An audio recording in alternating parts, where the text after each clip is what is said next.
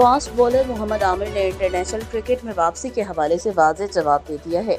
Social media पर जारी बयान में मोहम्मद आमिर का कहना था कि 2-3 रोज से ये सुन रहा हूं कि मोहम्मद आमिर कम बैक कर रहे हैं और रिटायरमेंट वापस ले रहे हैं।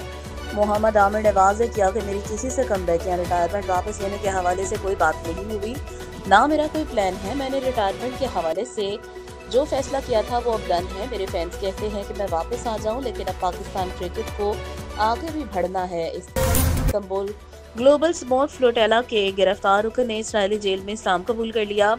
तुर्क खबर रसां एजेंसी के मुताबिक फ्लोटेला में शामिल कश्ती मारिया क्रिस्टन के अतालवी कप्तान तोमासो बोटालाजी ने इसराइली फौज की जानिब से गिरफ्तार किए जाने के बाद जेल में इस्लाम कबूल कर लिया। इसराइली जेल से रिहाई के बाद तुर्किया पहुंचने पर मीडिया से बात करते हुए तोमासो ने कहा कि वो इसलिए फ्लोटेला में शामिल हुए क्योंकि इनके ख्याल में यही वो बेहतरीन काम था जो वो फलस्तीनियों के लिए कर सकते थे। खैबर पख्तूनख्वा के सदर जुनैद अकबर ने वज़ीर आला अली अमीन गंडापुर के तर्जुमान फराज मुगल को ओहदे से हटाने का मुतालबा कर दिया। जुनैद अकबर की जानिब से मुतालबा पीटीआई के मरकजी व्हाट्सएप ग्रुप में भेजे गए एक ऑडियो पैगाम में सामने आया, जिसमें उन्होंने इल्जाम आयद किया कि वज़ीर आला की तश्कील करदा टीम मसाइल को कम करने के बजाय मजीद बढ़ा रही है।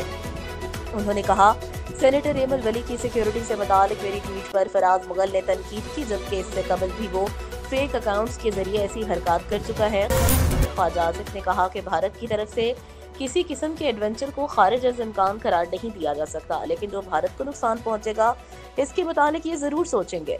ख्वाजा आसिफ का कहना था कि सियासी तौर पर भारत में बहुत ज्यादा नुकसान हो रहा है। हमने भारत को जो नुकसान पहुंचाना था पहुंचा दिया। उन्होंने कहा, भारत की अवाम इनसे पूछ रहे हैं मुल्क के साथ क्या किया है। भारत आलमी सतह पर तन्हा हो रहा है और पाकिस्तान को मुख्तलिफ ममालिक की तरफ से पजीराई मिल रही है।